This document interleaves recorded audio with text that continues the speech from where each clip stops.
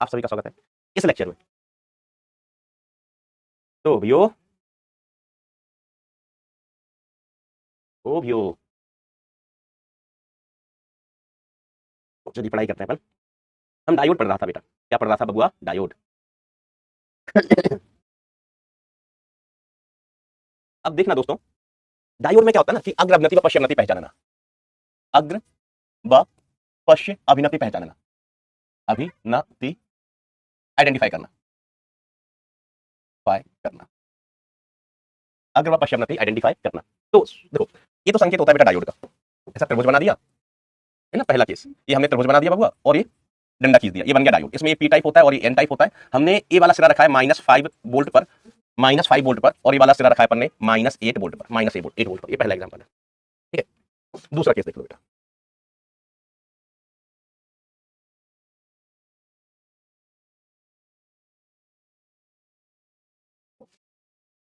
ठीक है, इसको रखा है अपन ने +10 वोल्ट पर, और इसको रखा है प्लस के 18 वोल्ट पर। इसको रखा है अपन ने 0 वोल्ट पर, इसको रखा है -4 वोल्ट पर। इसको रखा है अपन ने -4 वोल्ट पर, और इसको रखा है 0 वोल्ट पर। इसको रखा है अपन ने माइनस, आप सब केसेस तो हो गए। चलो, इसको रखा है अपन ने 0 वोल्ट पर, ठीक है, और इसको अपन ने रखा है +6 वोल्ट पर, +6 वोल्ट पर, ठीक है। इसको रखा है अपन ने 6 वोल्ट पर, इसको भी रखा है 6 वोल्ट पर, ऐसा।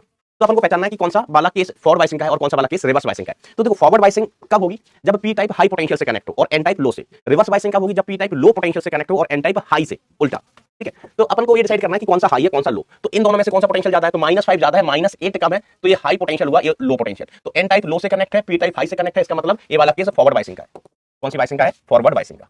अग्र अवनति, अग्र अवनति। ऐसे इसमें देखें बेटा, ये वाला कम है और ये वाला ज्यादा है, ये वाला विभव कम, ये वाला ज्यादा। तो जो ज्यादा होता है वो हाई पोटेंशियल और जो कम होता है वो लो पोटेंशियल। तो पी टाइप लो से कनेक्ट है, एन टाइप हाई से कनेक्ट है बेटा, तो ये हो गया रिवर्स बायसिंग। रिवर्स बायसिंग यहां पर देखिए, कौन ज्यादा कौन कम? तो 0 ज्यादा 4 कम, तो ये हाई पोटेंशियल पर और ये लो पोटेंशियल पर। तो पी टाइप हाई पर है, एन टाइप लो पर है, तो इसकी बायसिंग कौन सी होगी बेटा? Forward biasing, forward biasing. अब इसकी आप बताओ, चौथे वाले की आप बताओ जल्दी से, तब तक मैं नंबरिंग करता हूं। पहला केस, दूसरा, तीसरा, चौथा बताओ। फॉरवर्ड बायसिंग की रिवर्स बायसिंग, और सोच समझ के बताना, फालतू के जवाब मत देना। बताइए बेटा। अब विवेक भाई, नहीं मैं साधु आदमी, कोई किंग विंग नहीं हूं, साधु आदमी हूं।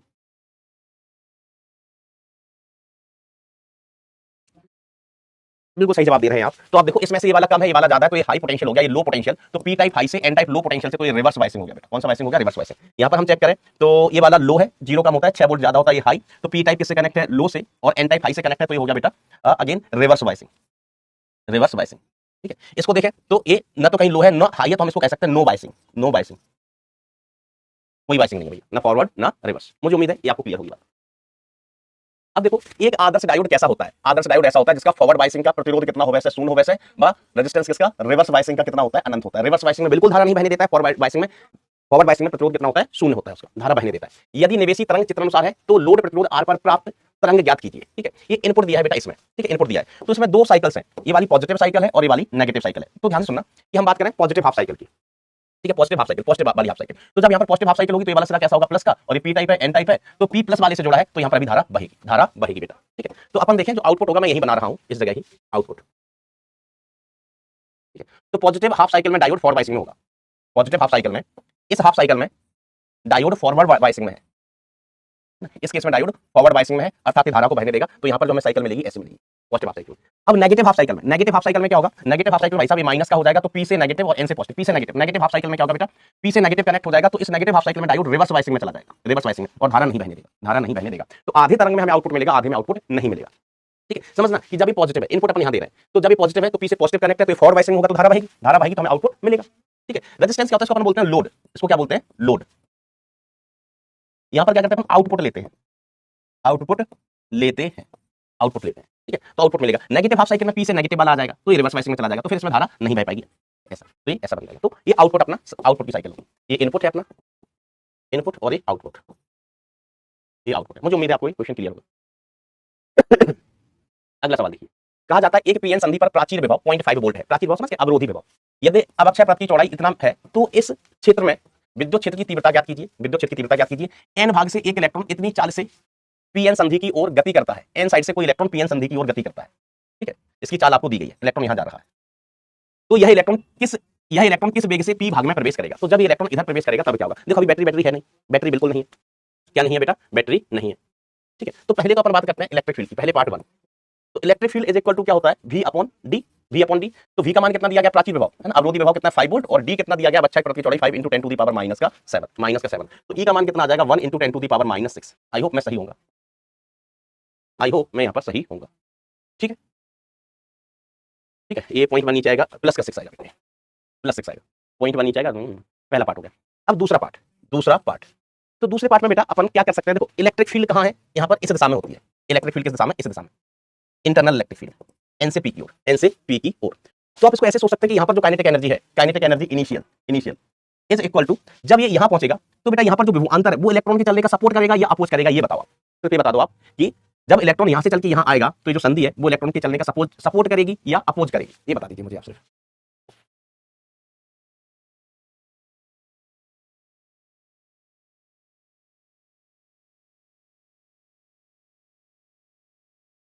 विरोध करेगी, ठीक है, विरोध करेगी। Very good, very good. तो हम कहेंगे कि यहां पर इलेक्ट्रॉन जब संधि को पार करेगा, पार करेगा, तो ई इंटरनल इलेक्ट्रॉन का विरोध करेगी, अर्थात ऊर्जा खा जाएगी, अर्थात कुछ ऊर्जा आ जाएगी। कुछ लोग इतने बेवकूफ होते हैं ना कि एक तो वो गलती करते हैं, है ना, जैसे सबितेंद्र, क्या नाम है, सबितेंद्र विश्वकर्मा। देखो मूर्ख होना बुरी बात नहीं है, लेकिन तुम मूर्ख हो उस चक्कर में तुमको लगता है कि पूरी दुनिया मूर्ख है, सामने वाला मूर्ख है, ये गलत बात है। तुम मूर्ख हो, अपने लिए हो, बने रहो, कोई दिक्कत ही नहीं है। नुकसान करोगे अपना, अच्छा करोगे अपना, कोई दिक्कत नहीं है। तो दुनिया को ज्ञान नहीं देने का अगर मूर्ख हो तो ये तब से लगा लेके कि सर 8 होगा। इस गधे को, इस ब्रह्मांड के सबसे उच्च श्रेणी को गधे को ये नहीं पता है कि दशमलव हटाते हैं तो जीरो नीचे लाते हैं। ठीक है, अब यहाँ बचा 5 और नीचे बचा 5 और 10 की घात -8 इंटू 10 कितना हो गया, 10 की घात -6 हो गया। 5 से 5 कटेगा तो 1 बचेगा, 10 की घात 6 ऊपर जाएगा तो +6 बचेगा। इसको ये नहीं पता गधे को, और तुझे नहीं पता भाई, कोई दिक्कत नहीं है, दुनिया को कोई फर्क नहीं पड़ता। लिटरली कोई व्यक्ति है उसको क्या बोले, गोबर खाना अच्छा लगता है भाई, खाए, कोई दिक्कत नहीं है भाई, गोबर खाओ, मिट्टी खाओ, तुम क्या समस्या किसी को, है ना? तुम आम खाओ, गूदा फेंक दो, गुठली खाओ बंदर बन के, किसी को क्या समस्या। लेकिन दूसरे को मत खाओ कि नहीं तुम भी ना गुठली खाओ, आम का गूदा मत खाओ, वो बेकार होता है, वो मत खाओ, मत किया करो ऐसा, सोच लिया करो, कैलकुलेशन करके देख लिया करो। हरिओम ने अपनी फर्स्ट बता दी, तुम कैलकुलेशन में गलती कर रहे हो, आधे घंटे से लेके पढ़े हो कि सर 8 आएगा, मत करो ऐसा गधे। चलो अब इलेक्ट्रॉन जब इधर जाएगा तो इलेक्ट्रिक फील्ड क्या करेगा, इसका विरोध करेगा, तो वो कुछ ऊर्जा खा जाएगा, और कितनी ऊर्जा खा जाएगा, माइनस का Q into E plus kinetic energy final, बची हुई काइनेटिक एनर्जी। अब इनिशियल काइनेटिक एनर्जी कितना, half m e into v initial का square is equal to minus e into E internal plus half m electron का into v final का square. अब देखो electron का द्रव्यमान अपन जानते हैं और सारी चीज आपको दी गई है, आपको इस समीकरण को सॉल्व करके क्या करना है, इस समीकरण को सॉल्व करके आपको v फाइनल की वैल्यू निकालनी है, इज इट क्लियर।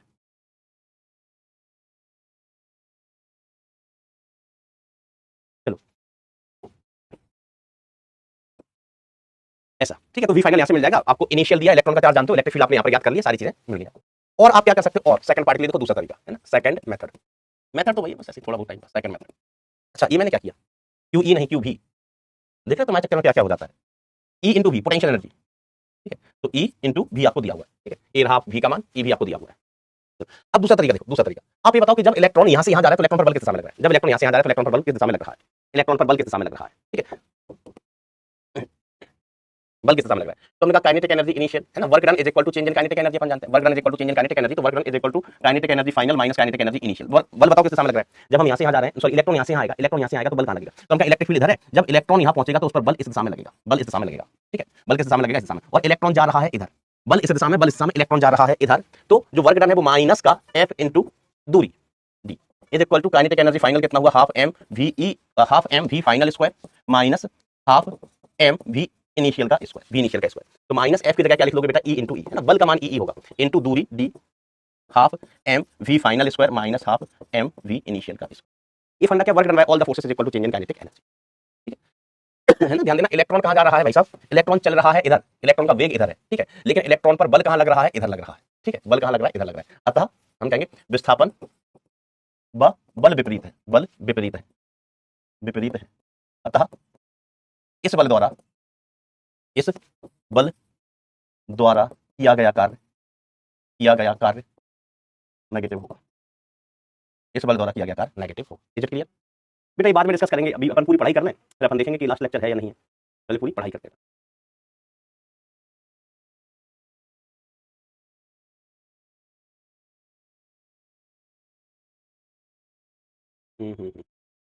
अब देखो अपन बात करते हैं बेटा डायोड के भंजन की। बात करते हैं बेटा डायोड का भंजन, अगला कॉन्सेप्ट सीखिए। डायोड का भंजन, डायोड का भंजन, ठीक है। तो जो डायोड के बेटा भंजन होते हैं दो प्रकार के होते हैं, दो प्रकार के भंजन होते हैं। एक होता है जीनर भंजन, जीनर भंजन, दूसरा होता है एवलांस भंजन, एवलांस भंजन। दोनों में ही डायोड का भंजन हो जाता है, लेकिन दोनों में कहानी बिल्कुल अलग है, मैकेनिज्म बिल्कुल अलग है, अलग अलग है। मैकेनिज्म समझने का, क्या समझने का बेटा, मैकेनिज्म समझने का, ठीक है। तो हम पहले बात करते हैं किसकी, जीनर भंजन की, जीनर भंजन। तो जीनर भंजन में क्या होता है बेटा, जो अपनी पीएन संधि होती है, पीएन संधि, इसमें अवक्षय परत की चौड़ाई कम होती है, अवक्षय परत की चौड़ाई कम होती है। देखो भंजन हम किसमें होता है, पश्च अवनति में। भंजन हम किसमें कराते हैं बेटा, पश्च अवनति में। जब भी भंजन की बात आएगी तो भंजन किस अवनति में, पश्च अवनति में।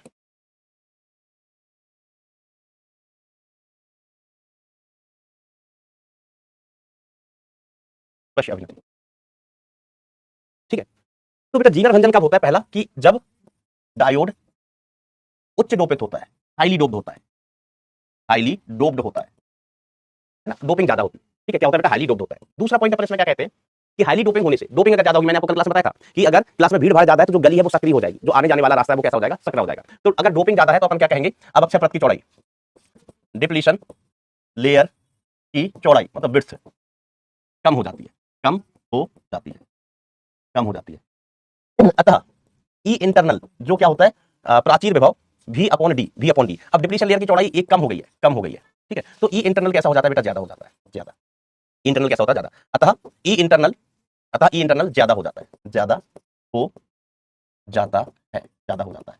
जो कि अवक्षय परत के अंदर, अवक्षय परत के अंदर उपस्थित जर्मेनियम, जर्मेनियम मतलब उपस्थित शुद्ध शुद्ध सेमीकंडक्टर, जैसे जर्मेनियम, जर्मेनियम, जर्मेनियम, जर्मेनियम के बॉन्ड, बेंड नहीं, बॉन्ड ब्रेक कर देता है, ब्रेक कर देती है, ब्रेक कर देती है।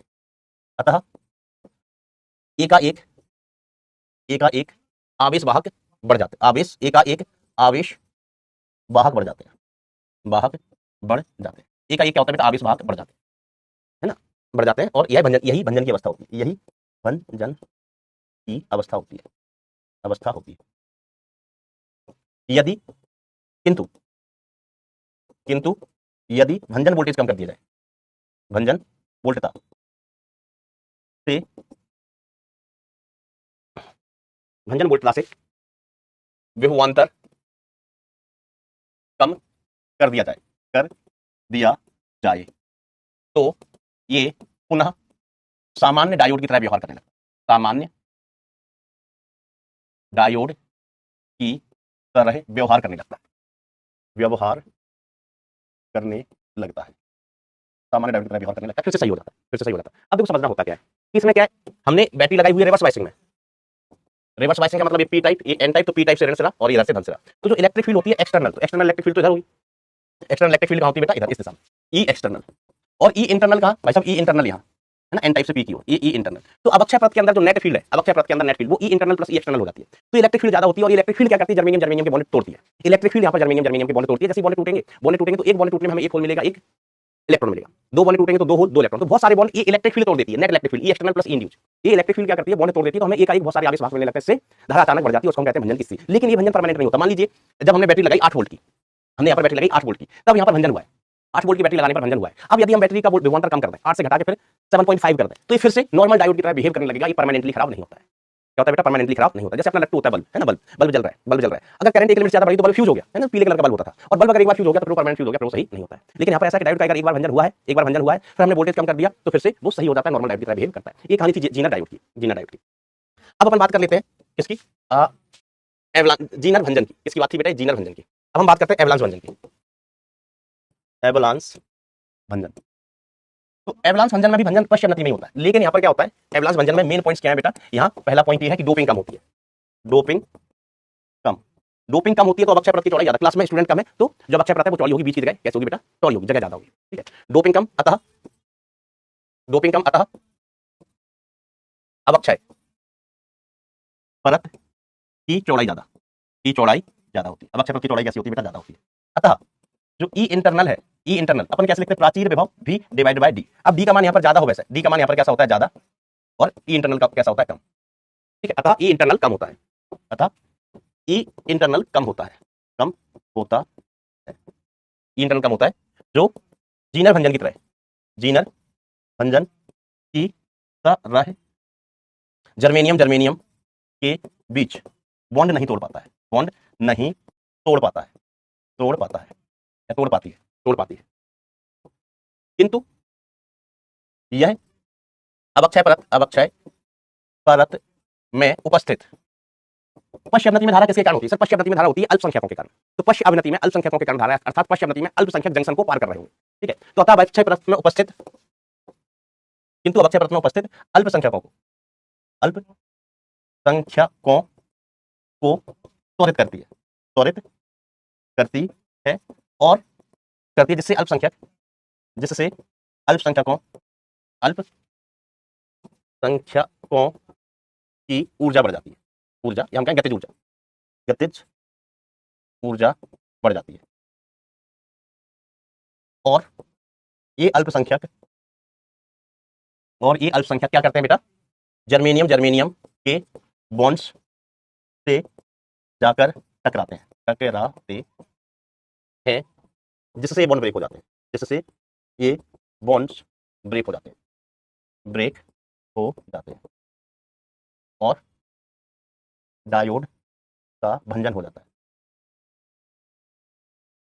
डायोड का भंजन हो जाता है। यह भंजन परमानेंट होता है, यह भंजन परमानेंट होता है, बल्ब की तरह। एक बार खराब तो फिर खराब हो ही गया, एक बार खराब तो बेटा फिर खराब हो गया। तो इस केस में क्या होता है बेटा? जैसे हमने कहा ये हमारे पास सेमीकंडक्टर है ना, ये संधि है, ये क्या है? संधि। इस केस में बेटा अवक्षय परत की चौड़ाई ज्यादा होती है। अवक्षय परत की चौड़ाई कैसी होती है? ज्यादा होती है, डी अवक्षय परत की चौड़ाई। इस केस में क्या होता था बेटा? अवक्षय परत की चौड़ाई कम होती थी, डी छोटा सा डी।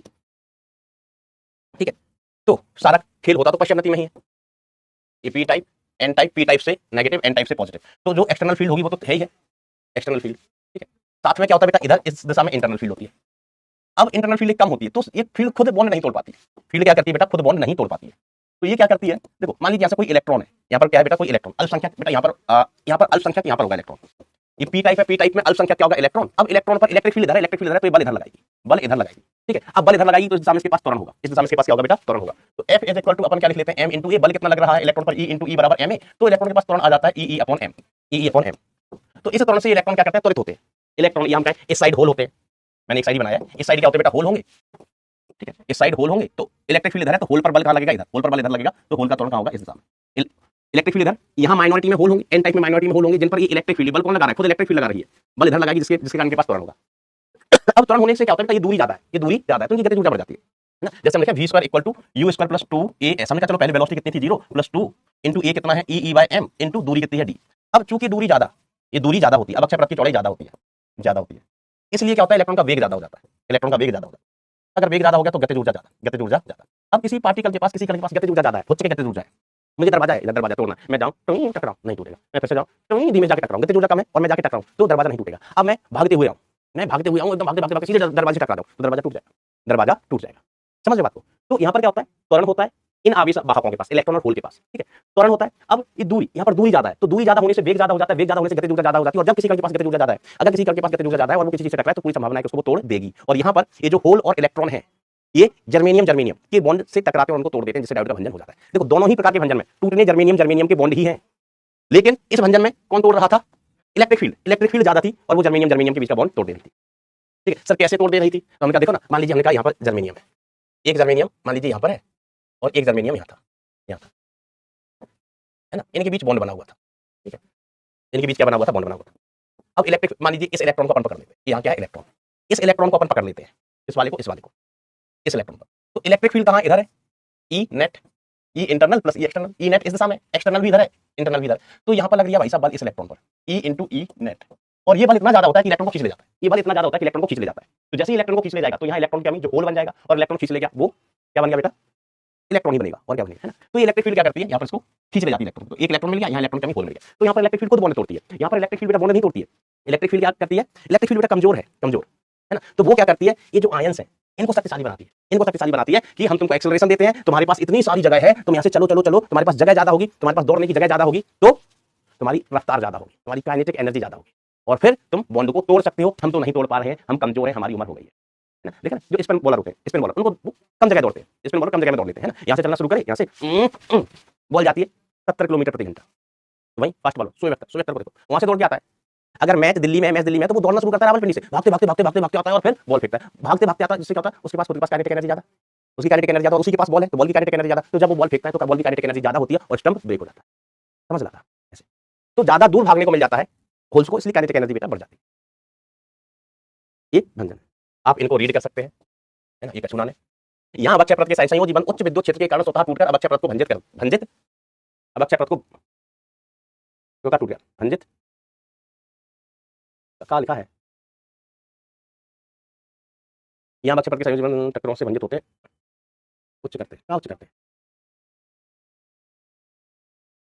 ये भाई मत पढ़ो, हम डिलीट कर देगा इसको, मत छोड़ो भाई साहब, है ना। जो मैंने बताया वही, पीएन संधि उच्च डोबे अवक्षय परत पतली, पीएन स्थायी रूप से खराब नहीं होता है, अवक्षय परत पुनः बन जाती है, यहाँ स्थायी रूप से नष्ट हो जाता है, अवक्षय परत मोटी होती है, ये निम्न कम डोपित होती है ना। भंजन बोल्टता के बाद उच्च बोल्टता क्षेत्र में। हाँ एक चीज और देखना, मैं बता देता हूँ कि अगर अपन कर बनाता है, ये मैं आपके पास नहीं भेजूंगा, ये फर्जी स्लाइड है, आगे पीछे लिखा है कुछ, ठीक है। देखो भंजन होता कब है, रिवर्स वाइसिंग, है ना, रिवर्स वाइसिंग। तो हम अगर ग्राफ बनाए,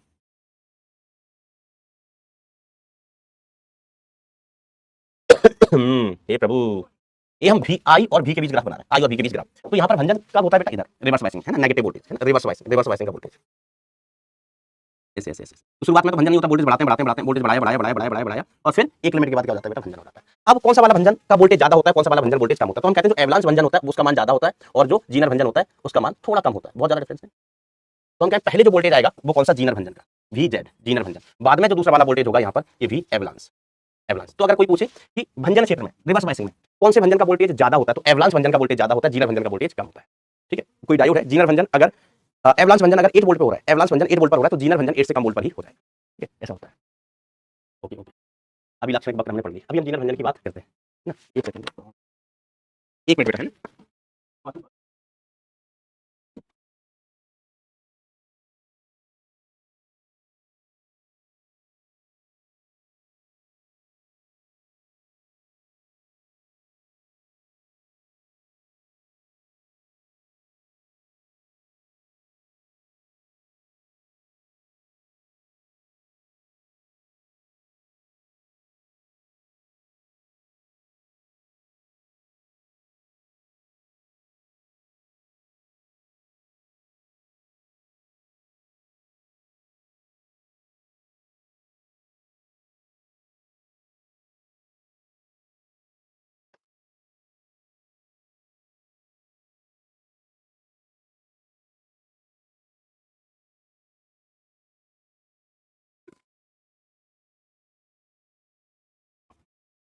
अच्छा ये बताओ, ये भंजन की कहानी कितने लोगों को क्लियर है, एक बार थम्स अप कंफर्म हो जाए। तो जो बेसिक क्वेश्चन है बेटा ये सभी को क्लियर होने चाहिए। टाइप्स ऑफ डायोड अपन आगे बढ़े।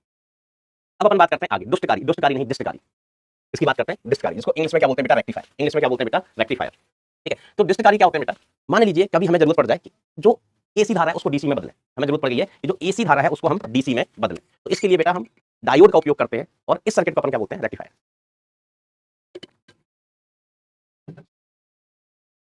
तो डिस्टकारी प्रत्यावर्ती धारा को डिस्ट धारा में परिवर्तित करता है, प्रत्यावर्ती धारा को डिस्ट धारा में परिवर्तित कैसे करते हो यार, अर्ध तरंग डिस्टकारी, है ना, ध्यान देना, हाफ वेव रेक्टिफायर, अर्ध तरंग डिस्टकारी, ध्यान से सुनिएगा। तो इसमें सर्किट कैसा होता है बेटा, अपन एक ऐसा परिपथ लगाते हैं,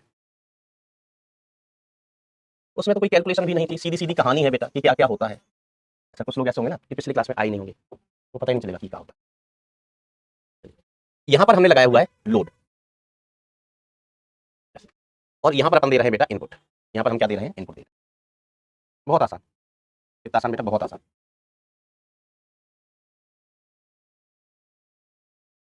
इनपुट कैसा है, एसी।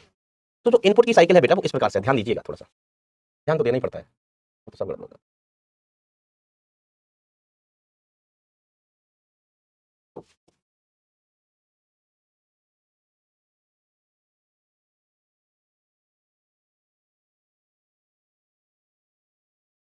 ये इनपुट का साइकिल है बेटा।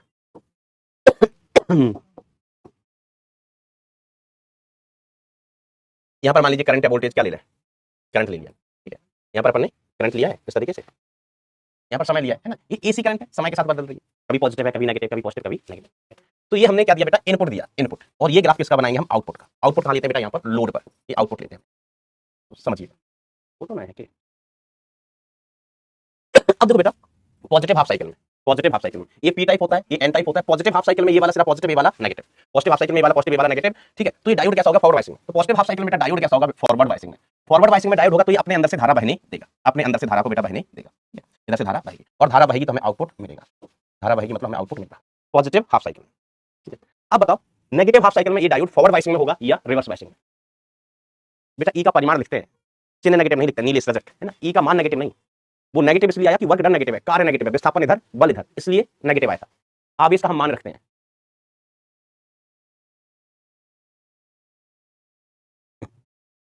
सुजाल गुप्ता तुम सही सवाल खाए हो, हम ये बताएंगे बताएंगे। हमको न्यूक्लियस में बताना चाहिए था, हमको न्यूक्लियस में बताना चाहिए था, या वैसे तो जरूरत नहीं पड़ती, ये बताना चाहिए था। सुजाल गुप्ता ने सवाल पूछा, अच्छा सवाल, मजेदार सवाल, कि इलेक्ट्रॉन न्यूक्लियस में एग्जिस्ट नहीं करता है, ठीक है। स्टेटमेंट ये है कि इलेक्ट्रॉन न्यूक्लियस में क्रिएट तो किया जा सकता है, बनाया तो जा सकता है, लेकिन वो न्यूक्लियस में रह नहीं पाता है, रह नहीं सकता है। हम बताएंगे, हो जाने दो। जैसे बीटा माइनस डीके होता है ना, उसमें इलेक्ट्रॉन निकलता है, इलेक्ट्रॉन कहां से निकलता है, नाभिक से। इलेक्ट्रॉन कहां से निकलता है बेटा, नाभिक से। तो इलेक्ट्रॉन नाभिक से निकलता तो है, लेकिन नाभिक में रह नहीं सकता।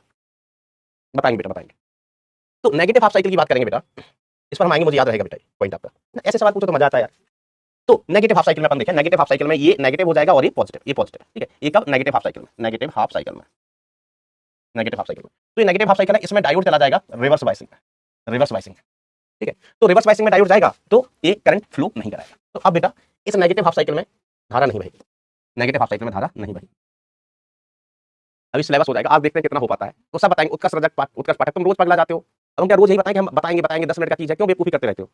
तुमको लगा कि सर ने उसकी सुजाल गुप्ता की तारीफ की तो हम भी कुछ पूछ लेते हैं ना, तुमको सवाल तो आते नहीं है, सर मूविंग कॉइल, देखो ये आ गया देवेश। तो मैं क्या कह रहा था, हम एक लेक्चर तो ऐसा ही रखेंगे कि अगर आपके लिटरली कोई जनरल फिजिक्स से संबंधित सवाल होंगे, जैसे इधर उधर को आपको जो भी बना रहा है फिजिक्स से संबंधित, वो जवाब, वो सवाल ना, क्योंकि बहुत सारे मन में जिज्ञासाएं होती हैं, मन में बहुत सारी जिज्ञासाएं होती हैं, है ना। तो वो क्लास में नहीं पूछ पाते, तो हम लेक्चर रखेंगे बेटा उसके लिए अलग से। ओके चलो। जनता जवाब चाहती है, कमेंट बनता है, तुम पागल, पढ़ने पर ध्यान नहीं है, जो पढ़ा रहा है वो आता नहीं है तुमको।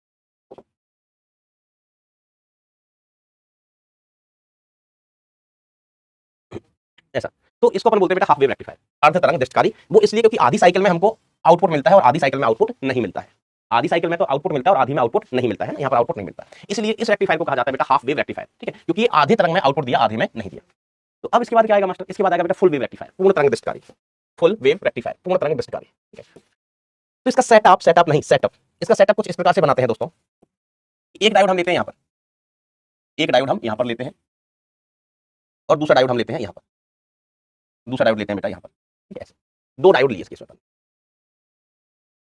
और यहाँ पर दे रहे हैं हम का बेटा इनपुट, और यहाँ पर लोड लगा देते हैं। लोड मतलब रेजिस्टेंस जिस पर हमें आउटपुट लेना है, आउटपुट लेना है, ठीक है। चलिए हमने कहा इस पॉइंट, यहाँ पर पॉइंट ए और ये पॉइंट बी, पॉइंट बी कह दिया, इस वाले पॉइंट उधर कह दो या चलो इधर ही कह दो, इसको समझो ध्यान से।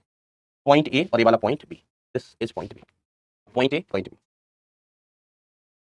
अच्छा, इसको डिस्कारी क्यों कह दिया मास्टर, हमने कहा देखो एसी करंट क्या होती है, एसी करंट क्या होती है, जिसकी दिशा बदले, जिसकी दिशा बदले। यहाँ पर दिशा नहीं बदली, करंट हमेशा पॉजिटिव है, नेगेटिव नहीं, नेगेटिव नहीं, ये शुद्ध एसी है, पॉजिटिव नेगेटिव, पॉजिटिव नेगेटिव, शुद्ध एसी है। अब यहाँ पर हमें जो मिला है ना, तो ये जो आउटपुट है इसमें, इसमें एसी प्लस डीसी दोनों है, एसी प्लस डीसी दोनों पार्ट है, एसी प्लस डीसी दोनों पार्ट है, बोथ, ठीक है। सर एसी कैसे, हम परिमाण बदल रहा है, परिमाण बदल रहा है। शुद्ध डीसी करंट क्या होती है, जिसका परिमाण भी नहीं आता है, 8 एम्पियर मतलब 8 एम्पियर, ये प्योर डीसी, 8 एम्पियर मतलब 8 एम्पियर प्योर डीसी, ठीक है, बरोबर। प्योर एसी कितना, जैसा पॉजिटिव साइकिल वैसा negative cycle, positive cycle negative cycle, आवर्ती रूप से पॉजिटिव नेगेटिव होना, तो ये शुद्ध एसी है, और इसमें दिशा नहीं बदली, हमेशा करंट पॉजिटिव है, हमेशा करंट कैसी है, पॉजिटिव। तो इसमें क्या हुआ, एसी भाग है, मतलब डीसी भाग है क्योंकि दिशा नहीं बदली, और लेकिन इसका मान बदल रहा है, पहले जीरो फिर बढ़ा फिर जीरो, मान बदल रहा है, तो इसमें एसी प्लस डीसी दोनों ही पार्ट है, दोनों ही घटक हैं। अब देखो यहाँ पर बड़ा आसान, बड़ा आसान, अगेन अगेन,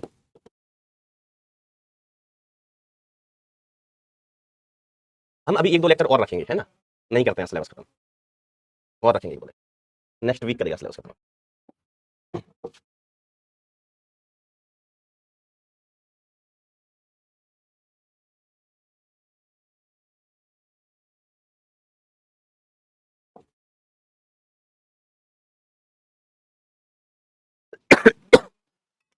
तो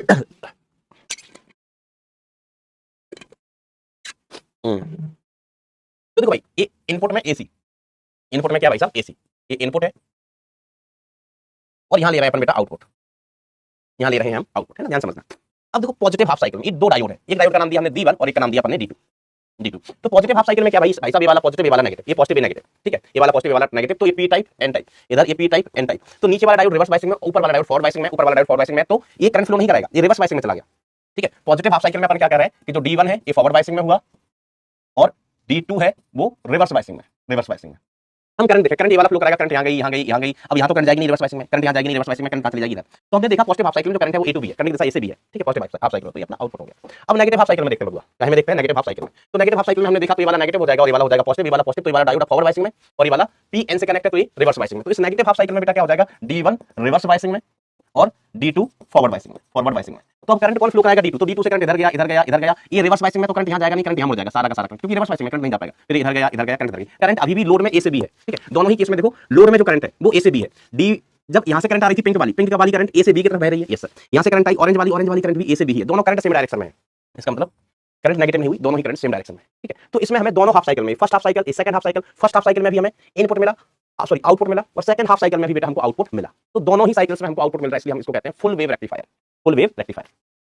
और करंट नीचे क्यों नहीं गई, हमने कहा ए से बी वाली दिशा में ले रहा है धन की, तो ये वाला डायोड भी करंट ए से बी भेजा, ये वाला डायोड भी करंट ए से बी ही भेजा, सेम दिशा, इसलिए ठीक है। अब इसमें भी दिशा तो नहीं बदली, बट दिशा नहीं बदली, बट मान कम ज्यादा हो रहा है, तो इसमें डीसी और प्लस एसी बेटा मिक्स है, डीसी प्लस एसी बेटा क्या है, मिक्स है, ठीक है, ऐसे।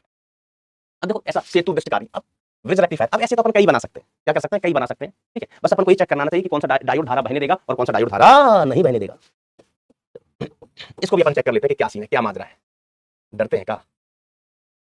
मैंने आप लोगों ने 36 कि जब पढ़ा रहे हो ना तो उस टॉपिक की बात किया करो, आपका ना तो कोई टॉपिक छोड़ा जाएगा ना कुछ, बस जो टॉपिक पढ़ना उस टाइम उस पर ध्यान दो, और ऐसा नहीं करते हो तो कंसंट्रेशन टूटता है मास्टर का, और इससे नुकसान मास्टर का बिल्कुल नहीं होता है, इससे नुकसान आपका होगा, मास्टर का कंसंट्रेशन तोड़ेगा, कुछ बोलेगा, कुछ लिखना चाहेगा, कुछ लिखेगा, इससे तुमको दिक्कत हो जाएगा, ठीक है।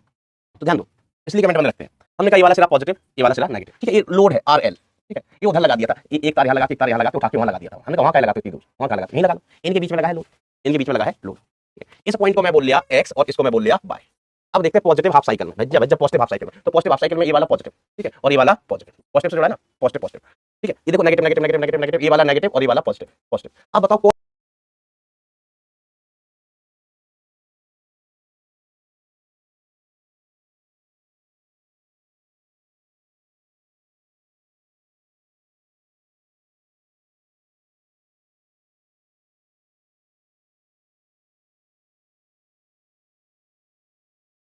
कौन कौन से डायोड फॉरवर्ड बाइसिंग में है, कौन से रिवर्स बाइसिंग, बस ये चेक करना आ गया। तो चाहे सेतु दृष्टिकारी हो या कोई नया बना के दे दें सर्किट, आप सभी केसेस में चेक कर लेंगे कि कब आउटपुट मिलेगा कब आउटपुट नहीं मिलेगा।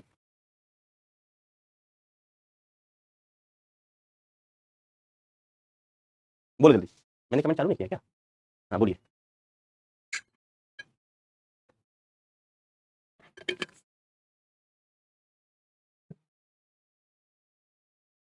D2 वाला नेगेटिव होगा बेटा, है ना, ये नेगेटिव से जुड़ा, negative negative negative negative negative, ये माइनस, ये माइनस का, यहाँ ये पॉजिटिव है, पॉजिटिव पॉजिटिव। तो हम कहें P वाला पॉजिटिव से जुड़ा है तो फॉरवर्ड बाइसिंग में, तो फर्स्ट हाफ साइकिल में D1 फॉरवर्ड बाइसिंग में, D1 फॉरवर्ड बाइसिंग में, ठीक है। और एक बार मतलब n से पॉजिटिव जुड़ा है तो ये रिवर्स बाइसिंग में हो गया था, रिवर्स बाइसिंग में हो गया, तो रिवर्स बाइसिंग में। अब इसको देखो, ये n से नेगेटिव फॉरवर्ड बाइसिंग में हो, तुम कौन सी बाइसिंग में हो बेटा, फॉरवर्ड बाइसिंग में, ये फॉरवर्ड बाइसिंग में हो गया, ये किसमें होगा बेटा, फॉरवर्ड बाइसिंग, तो फॉरवर्ड बाइसिंग में हुआ। और ये P तीर वाला होता है, P से नेगेटिव जुड़ा तो रिवर्स बाइसिंग में, तो एक तो ये वाला फॉरवर्ड बाइसिंग में है ना, पॉजिटिव हाफ साइकिल में, एक तो ये वाला फॉरवर्ड बाइसिंग में है और एक ये वाला फॉरवर्ड बाइसिंग में है, बच्चे हुए रिवर्स बाइसिंग। तो धारा कैसे बहेगी, धारा कैसे बहेला, तो धारा यहाँ से आई है ना, पिंक कलर की धारा यहाँ से आई, तब यहाँ जाएगी नहीं रिवर्स बाइसिंग में, जो पिंक कलर का वो फॉरवर्ड बाइसिंग में यहाँ गई, फिर यहाँ से ये रिवर्स बाइसिंग में, धारा इसमें नहीं जाएगी, रिवर्स बाइसिंग में भाई साहब, तो धारा इधर जाएगी, यहाँ मुड़ जाएगी, धारा इधर जाएगी। अब यहाँ से धारा ये रिवर्स बाइसिंग में है, यहाँ नहीं जाएगी, ये फॉरवर्ड बाइसिंग में, तो धारा अब यहाँ मुड़ जाएगी, धारा यहाँ से चल जाएगी।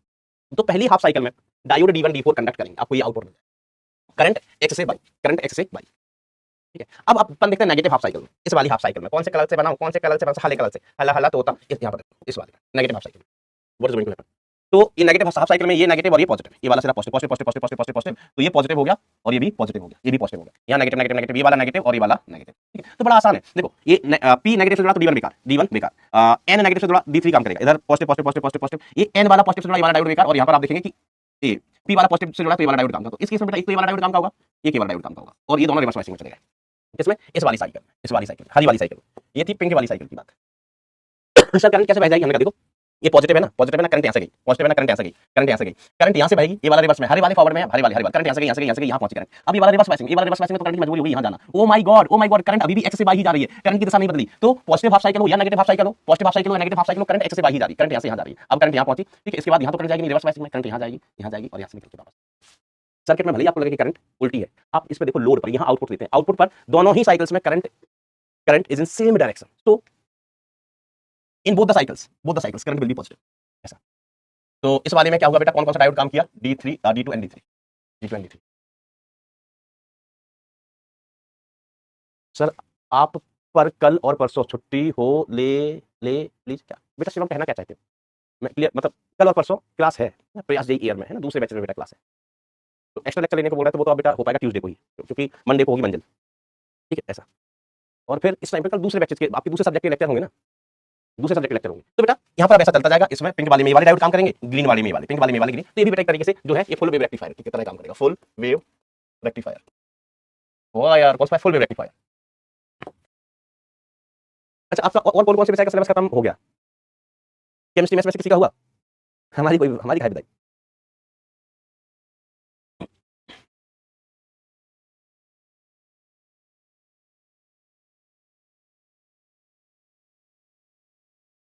अच्छा मतलब सभी केमिस्ट्री खत्म, तीनों ही केमिस्ट्री खत्म, तीन केमिस्ट्री होती है, मतलब अब तीन है, हम तो एक ही सब्जेक्ट जानते हैं कि केमिस्ट्री मतलब केमिस्ट्री। चलो ठीक है, ऐसी बात करें बस। अब देखो यहाँ पर कुछ चीजें, कुछ बेटा कर्म आते हैं, ध्यान से देखना। मैंने आज तक इन पर सवाल नहीं देखा भाई साहब जेई में, आज तक इन पर सवाल नहीं देखा जेई में, लेकिन फिर भी मैं बता देता हूँ। रूप गुणांक फॉर्म फैक्टर है ना, रूप गुणांक इसको इंग्लिश में क्या कहता है, फॉर्म फैक्टर कैसे? तो फॉर्म फैक्टर ये होता है IRMS अपॉन IDC, जो फॉर्म फैक्टर होता है ना बेटा एफ, इसको हम ऐसे परिभाषित करते हैं IRMS अपॉन IDC या ERMS upon EDC, ERMS EDC, ठीक है, इस तरीके से इसको अपन परिभाषित करते हैं, किसको बेटा? फॉर्म फैक्टर को। मतलब RMS धारा और DC धारा का अनुपात जो क्या कहलाता है, वो क्या कहलाता है? फॉर्म फैक्टर कहलाता है। RMS धारा और DC धारा का जो अनुपात है वो फॉर्म फैक्टर कहलाता है, ठीक है। अब देखो हाफ वेव रेक्टिफायर के लिए, किसके लिए बेटा? हाफ वेव रेक्टिफायर के लिए IDC बताओ कितना हो जाएगा? औसत धारा IDC कह देते हैं इसको, यहाँ बेस कह देते हैं। अच्छा चलो अब दिमाग लगा सोचो कि हाफ वेव रेक्टिफायर, मैंने AC में तरीका सिखाया था कि औसत कैसे लेते हैं, AC का तरीका शायद याद हो, रिकॉल करो, औसत कैसे लेते हैं, है ना, शायद रिकॉल करो। हाफ वेव रेक्टिफायर की बात करें, अलग हेडिंग अलग बनाई है क्या?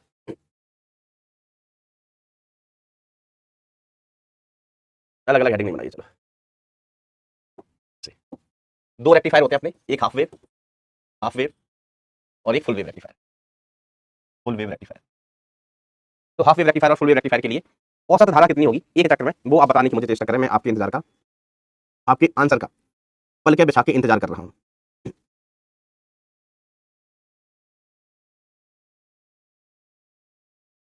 क्या बिछा के इंतजार कर रहा हूं? पल के बिछा के। अरे मान बताओ भाई, ये सूत्र बता रहा है।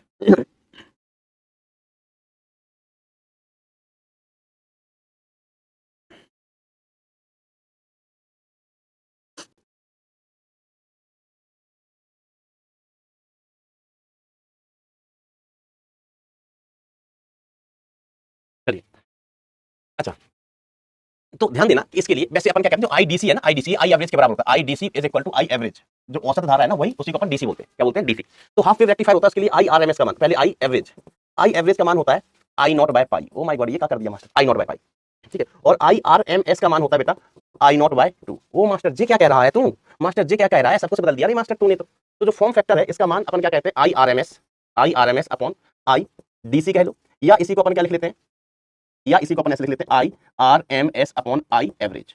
IRMS कितना? I नॉट बाय 2 है, और I एवरेज कितना? I नॉट बाय पाई, तो I नॉट से I नॉट बाबा टिल्लू हो गया, ये आ गया बेटा पाई बाई 2। कितना आ गया बेटा? फॉर्म फैक्टर पाई बाई 2 आ गया। कितना है बेटा? पाई बाई 2 आ गया, ठीक है। फुल वेव रेक्टिफायर के लिए तो IRMS, फुल वेव रेक्टिफायर के लिए तो पता होगा IRMS कितना होता है? I नॉट बाय √2, एसी में फुल वेव भी तो होती थी आई नॉट बाय रूट टू, ठीक है। और आई एवरेज जिसे अपन आई डीसी भी कह रहे हैं ये होता था बेटा 2 I naught by pi, 2 I naught by pi, ठीक है। तो फॉर्म फैक्टर कितना हो जाएगा I R M S which is I naught by root two, I naught by root two, ठीक है। और आई एवरेज कितना 2 I naught by pi, 2 I naught by pi. तो आई नॉट से आई नॉट अगेन बाबा टिल्लू ये आ जाएगा pi upon 2 root to, pi upon 2 root two, I naught by root two, I naught by root two किस में होता है समझ में, फुल वेव में, हाफ वेव में I naught by root two. Sir ये कैसे होता है हमको समझ नहीं आया, कहां से लाए हो? हमने कहा आपको डेफिनेशन पता है, डेफिनेशन डेफिनेशन सर पता है। तो जो आई आर एम एस कहते हैं ना, आई आर एम एस ये होता है integral I square D T divide by integral D T. इसका स्क्वायर कर दो बाद में फिर अपन रूट ले लेंगे, स्क्वायर कर दो बाद में हम रूट ले लेंगे, ठीक है। तो आई आर एम एस का स्क्वायर देखो कैसे लिखोगे, I naught sine omega T, I naught sine omega T into I naught sine omega T इसका square into D T plus plus अच्छा ये कब आधे चक्कर में 0 से टी बाई टू में, 0 से टी बाई टू में, फिर बेटा टी बाई टू से टी में, टी बाई टू से टी में इज इक्वल टू कितना 0 का स्क्वायर इंटू डी टी। देखो मैं आपको कह रहा हूँ कि अब पढ़ने पे ध्यान देते रहो बस। आज तक इसमें सवाल नहीं पूछा गया तो भी हमने इसको छोड़ा नहीं कि छोड़ने से क्या फायदा, एक अच्छी एक्स्ट्रा शिक्षा का चला जाएगा और हो सकता है 7 सवाल पूछ ले, क्या भरोसा, क्या भरोसा। और इधर इंटीग्रल डी टी कितना हो गया बेटा टी हो। तो आप इसको सिंप्लीफाई करोगे तो सिंप्लीफाई करने पर बेटा जो आंसर आएगा है ना, सिंप्लीफाई करोगे मतलब उसको इंटीग्रेट करोगे तो इंटीग्रेट करने पर आंसर आएगा आई नॉट बाय टू। सर ऐसा क्यों, यहाँ पर धारा इतनी, यहाँ पर धारा 0 क्यों? क्योंकि देखो जो हाफ वेव रेक्टिफायर है, हाफ वेव रेक्टिफायर वाह यार, हाफ वेव रेक्टिफायर में क्या है बेटा, आधे चक्कर में तो करंट है और आधे चक्कर में 0। यहाँ पर करंट आई बराबर कितना 0 और आधे चक्कर में टी नॉट बाय टू, इधर टाइम हो गया टी, इधर टी बराबर 0 और यहाँ पर वही साइन वाली करंट है। आधे चक्कर में करंट कितना है I naught sine omega T, I naught sine omega T. चाहो तो इसको इंटीग्रेट कर लो। नहीं बेटा आज कोई आखिरी क्लास नहीं है, हम सोचते थे कि थोड़ा सा पेस बढ़ाएं आखिरी क्लास करें, लेकिन हमने एवलांस ब्रेकडाउन, जीना ब्रेकडाउन पूरा समझाया लिख लिख के, तो हमें समझ नहीं आया तो हमने कहा कि नहीं जल्दीबाजी नहीं करते, है ना, इस तरीके से, है ना। और ऐसे बेटा आप एवरेज का निकाल सकते हो।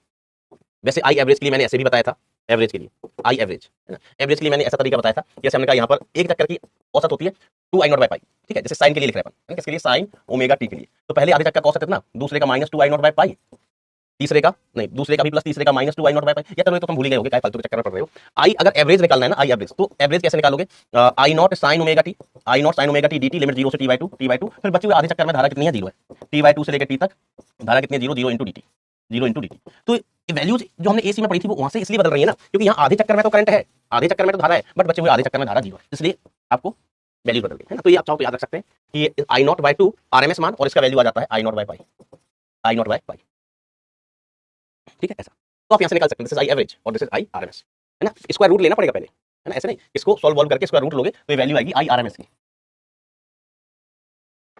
ओके। और फुल वेव के लिए तो बेटा इतना होता है, आप जानते हैं, है ना। सर फुल वेव के लिए तो आई एवरेज 0 होता है, आई एवरेज 0 होता है। हमने कहा यहाँ 0 नहीं होगा क्योंकि यहाँ तो दोनों चक्कर ऊपर ही होंगे ना, फुल वेव के लिए ये भी ऊपर ये भी ऊपर। वहां 0 क्यों हो जाता था कि जितना ऊपर उतना ही नीचे, एसी में जितना ऊपर उतना ही नीचे। यहाँ पर ये वाला भी करंट पॉजिटिव, ये वाला भी करंट पॉजिटिव, ठीक है ऐसा। और आप वैसे चाहो मैथमेटिकली आप सूत्र जानते ही है ना, कि अगर आप फुल वेव के लिए लेना चाहे ना तो फुल वेव के लिए करंट यही लेके सीधे 0 से टी तक इंटीग्रेट कर दो इसको, और यहाँ पर भी आप क्या करो अलग अलग इंटीग्रेशन कर लो, आई नॉट साइन ओमेगा टी का 2 चक्कर में इंटीग्रेट करो, और दोनों में कैसा है पॉजिटिव है, करंट या नेगेटिव नहीं है तो 0 नहीं हो सकता, एवरेज 0 नहीं हो सकता बेटा, ठीक है। आप चाहो तो वैल्यूज को याद भी रख सकते हैं। फॉर्म फैक्टर के बाद बेटा की आती है रिपल फैक्टर, ओर्मिका गुणांक कहते हैं, है ना, ripple factor, ripple and ripple factor. तो डिस्टकारी के निर्गत में प्रत्यावर्ती घटक भी विद्यमान होता है, जो डीसी होता है ना डिस्टकारी, एसी से डीसी। लेकिन मैंने आपको बताया ना कि डीसी में क्या होता है, जो आउटपुट होता है डीसी के साथ साथ एसी घटक भी होता है, एसी घटक भी होता है, उन्हें अपन क्या कहते हैं ओर्मिका, जिसमें एसी कंपोनेंट ज्यादा मतलब ओर्मिका ज्यादा। तो ओर्मिका बेसिकली क्या है कि जो अपना आउटपुट है डीसी वो शुद्ध डीसी नहीं है, उसमें एसी भी मिक्स है, उसमें एसी भी मिक्स है, ठीक है। उसी को अपन क्या कहते हैं ओर्मिका कहते हैं। इसका मापन एक गुणांक के रूप में किया जाता है जिसे अपन क्या कहते हैं ओर्मिका गुणांक कहते हैं। तो रिपल फैक्टर्स को हम आर से प्रदर्शित करते हैं, इसको हम कहते हैं I AC upon I DC, I AC upon I DC. Sir I DC तो ठीक है इसको हम, लेकिन आई एसी कैसे निकालें, इसको हम ऐसे भी लिख सकते हैं I AC upon I average, I A B I A B. तो देखो अपन ऐसे कहते हैं, ऐसे लिख सकते हैं कैलकुलेटिंग आई एसी का मान कैलकुलेट करना, कैलकुलेटिंग आई एसी, कैलकुलेटिंग बेटा आई एसी, बस हम एसी का मान और निकाल लें तो अपना काम हो जाए। तो आई एसी अपन क्या कह सकते हैं पावर टोटल अपन क्या लिख सकते हैं, पावर किसका एसी का प्लस पावर किसका डीसी का, पावर किसका डीसी का। अब टोटल पावर में अपन क्या लेंगे I R M S square into R, ये आई एसी का square into R plus I DC का स्क्वायर इंटू आर। तो यहाँ से आर से आर बिका, जो पावर टोटल है ना कुछ भाग एसी का होगा और कुछ डीसी का होगा, कुछ भाग किसका होगा एसी का और कुछ भाग डीसी का। तो जो टोटल पावर लॉस है उसको अपन कैसे लिख सकते हैं, एसी का पावर प्लस डीसी का पावर, एसी के साथ एसी का करंट, डीसी के साथ डीसी का करंट। तो यहाँ से बेटा आप देखिए आई एसी का स्क्वायर आप लिख सकते हैं I R M S square minus I DC. तो I AC is equal to आप लिख सकते हैं under the root I R M S square minus I DC का स्क्वायर। ठीक है ऐसे। तो रिपल फैक्टर पर आ जाओ बेटा, रिपल फैक्टर। तो आई ए सी की जगह पर क्या लिख सकते हैं, under the root I R M S का square minus I D C का square divided by I D C. अब जब इसको आप अंदर भाग दोगे तो ये आई आर एम एस का square divided by I D C का स्क्वायर माइनस वन बचेगा। क्या बचेगा, माइनस वन। अब इसको कभी देखा है का, सर बिल्कुल देखा है। इसको कहते हैं I R M S upon I D C को क्या कहते हैं, form factor square minus one. तो जो रिपल फैक्टर है, रिपल फैक्टर वो form factor square minus one हो गया, form factor square minus one. I R M S upon I D C, ये तो फॉर्म फैक्टर होता था। एफ बराबर क्या होता था, F is equal to I what कर दू R M S, I R M S upon I D C.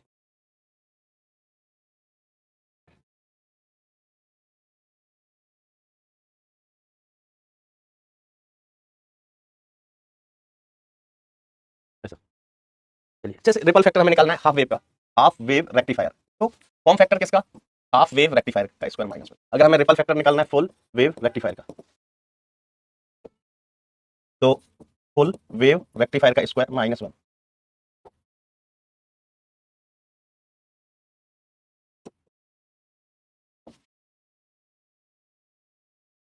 Okay बरोबर।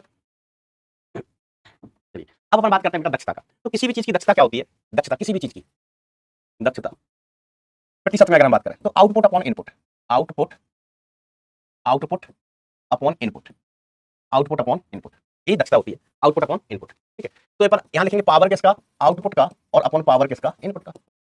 पावर किसका बेटा, इनपुट का। आउटपुट की शक्ति बटे एक सेकंड, आउटपुट की शक्ति बटे इनपुट की शक्ति। ओके ओके अब देखो बेटा आउटपुट में क्या જોઈએ છે, आउटपुट में क्या, एक सेकंड बेटा।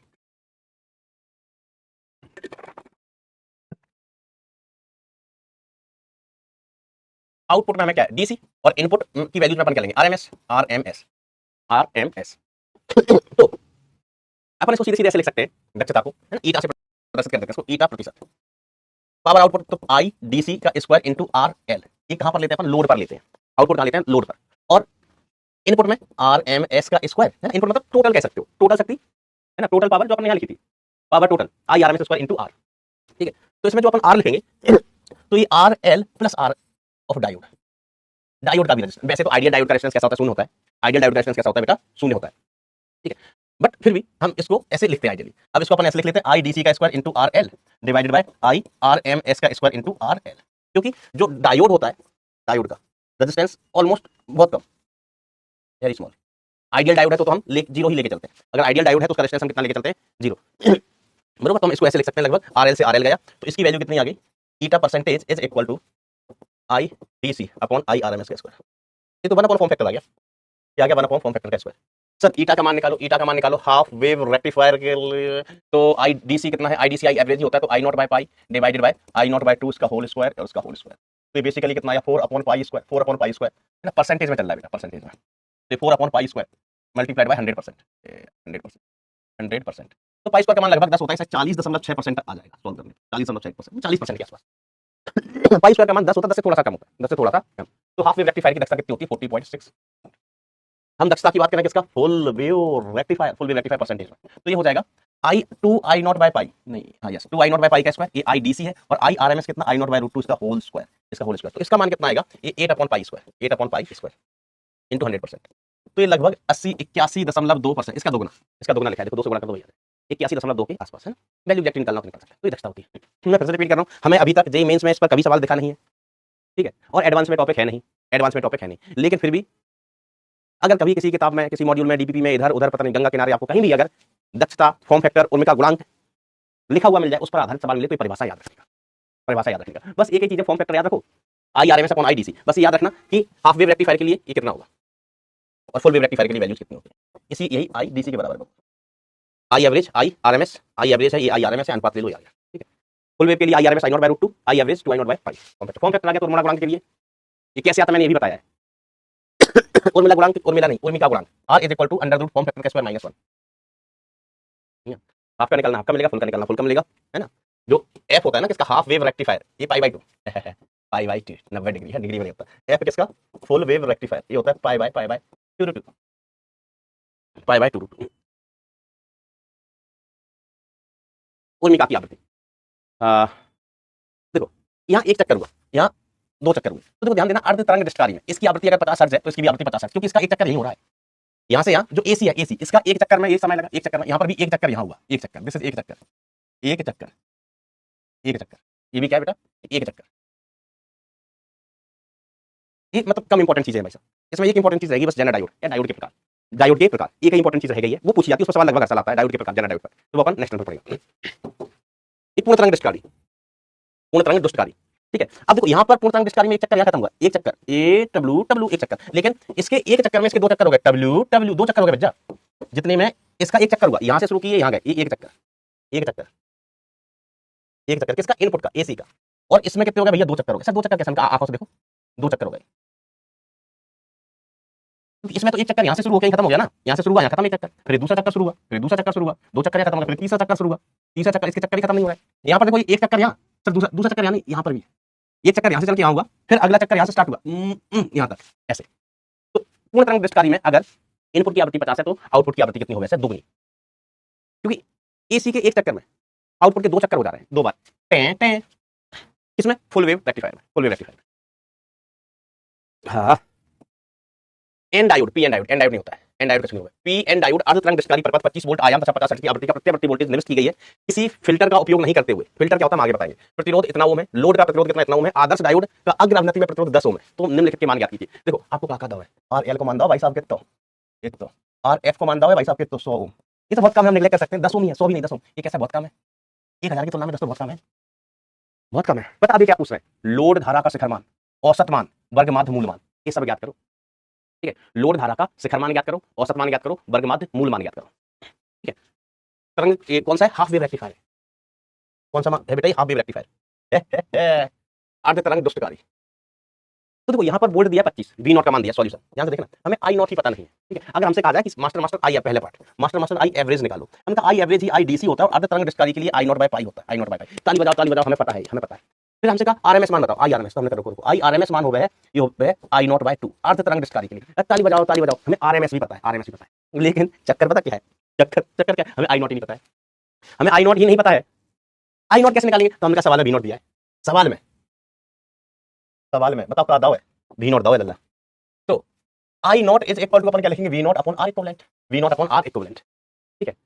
अब भाई साहब 10 ओम हम नेगलेक्ट कर रहे हैं, है ना। मैं तो 1010 का मतलब है 10 ओम को, 1000 की तुलना में 10 को नेगलेक्ट नहीं कर सकते, क्या कर सकते हैं, हम इसको नेगलेक्ट कर दे रहे हैं, नेगलेक्ट कर दे रहे हैं, बहुत कम है। ये कम से कम 100 होता तो हम रखते भी अपने जेब में, इसको 500 होता तो लेना नहीं पड़ता, वो 1000 है, ये 10 है, क्या मतलब था। तो वी नॉट का मान कितने का है, 25, आर इक्विवेलेंट हम कितने के ले रहे हैं, आर इक्विवेलेंट, तो ये हो गया 25 मिली एम्पियर, 25 मिली एम्पियर। अब हमें आई नॉट मिलेगा, अब हम इससे भी लड़ लेंगे, इससे भी लड़ लेंगे, और बताओ निर्गत शक्ति हम सबसे लड़ लेंगे, अब निर्गत शक्ति से लड़ लेंगे, निवेशी प्रत्यावर्ती शक्ति से भी लड़ लेंगे, डिस्टकारी की प्रतिशत दक्षता भी ज्ञात कर लेंगे, उर्मिका गुणांक भी ज्ञात कर लेंगे, उर्मिका गुणांक भी ज्ञात कर लेंगे, ठीक है। निवेशी शक्ति I RMS square into R, I RMS square into R. Output में क्या मिल रहा है, आउटपुट में डीसी मिल रहा है। तो देखो दूसरा आउटपुट में का चान है, आउटपुट में निर्गत, आउटपुट में हमको पी आउटपुट, तो पी आउटपुट का होगा, आउटपुट में का चान है, डीसी चान है, तो आई स्क्वायर इनटू आर एल, आई डीसी पता है, मिल जाएगा।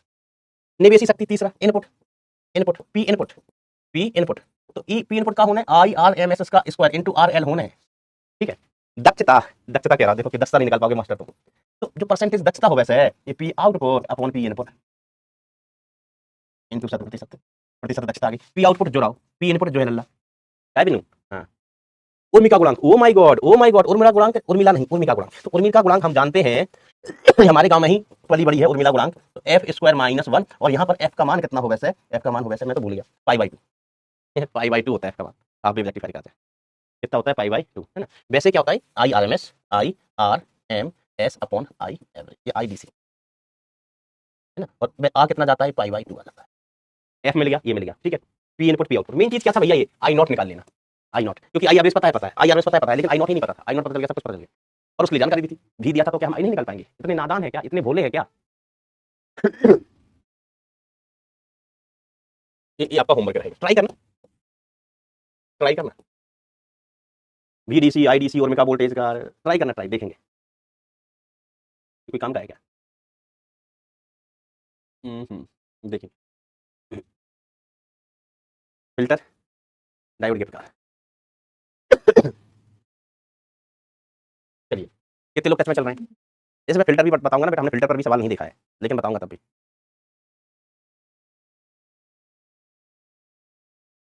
बेटा श्री तुलसी अभी नहीं खरीदी मैंने, वो तो बताया था कि तुलसी के पत्ते हैं वो। पुराना होमवर्क बेटा, कल बहुत ज्यादा चीजें नहीं बची हैं, नेक्स्ट पर डिस्कस करेंगे लास्ट लेक्चर में। और तब तक आपके लिए वो मूविंग कॉइल का हम वो भी चेक कर लेंगे कि वीडियो आयो कि नहीं आयो, नहीं आया होगा तो ऐसे ही बता देंगे, बहुत मतलब घटिया सी चीज है, बहुत ही घटिया सी चीज है।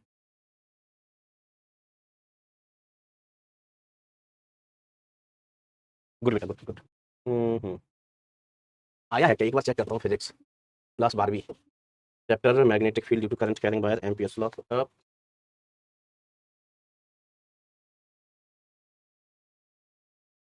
आयो आयो भैया आयो आयो। तो चलो ये तो फिर अब ये है अपने पास, तो कैलकुलेशन 5 मिनट की हम आपको बता देंगे, मूविंग कॉइल कैलकुलेटर। लेकिन ये क्या है, कुछ इंप्रूवमेंट करवाएंगे इसमें। विकास बेटा मैं कहीं नहीं जा रहा हूँ, इस दुनिया में ही रहूंगा। चलो देख लेना इसमें आपको कुछ लगे तो, ऑल दो हम कुछ और देखेंगे इसमें। इसमें तो 1 मीटर है वो अभी घूम रहा है, मजा नहीं है।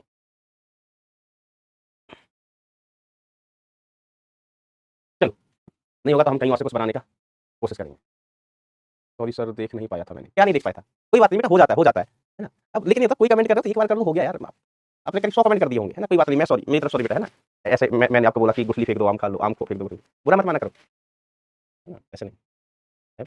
डांट दे छोटे भाई बहनों, तुम भी मुझे डांट लिया करो, है कि मास्टर पगला है, घर पर बीबी से मार खा के आया होगा इसलिए गुस्से में। लोड मत लिया करो इन सब चीज़ों का।